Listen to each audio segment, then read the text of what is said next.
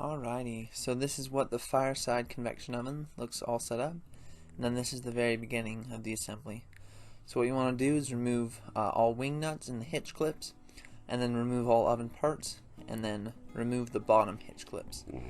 And then you'll screw the wing nuts onto the screw threads, but you want to make sure that the wing nuts are level with the end of the screw, and then once you flip it over, it should help support those screws so they stay strong throughout the years. And then find the front, bottom, and the cooking shelf. And then after you've done that, connect them together. Make sure you look at the different symbols that are on there. And then you find the side, and then match up the symbols and connect it to the right end, and then add those hitch clips. And the hitch clips help stabilize the oven and the heat box. After that, find the other oven side and only partially connect it this time, because then you want to put the turntable in, and you need to do that before you close up the sides and put the hitch clips in, because otherwise it's pretty hard to do. So then after that, fully connect the side and then add those hitch clips back in to stabilize it. And then turn the oven upright and find the top, and then you'll just put the top in. Make sure you have the right side going to the front and the right one going to the back. And then find the back door and slide that on in there.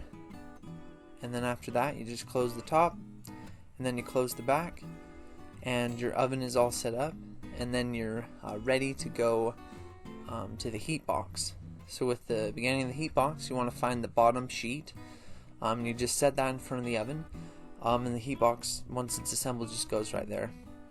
So find the front and the top of the heat box and connect those together. Make sure you're looking at those symbols so that you're connecting them correctly. Then find the two sides, then match up the symbols, connect it on, and then add that hitch clip to stabilize it.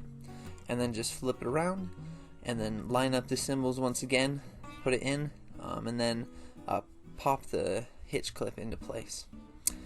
After that, your heat box is all set up, but you want to make sure that the widest opening is towards the oven, and that gets that convection current going.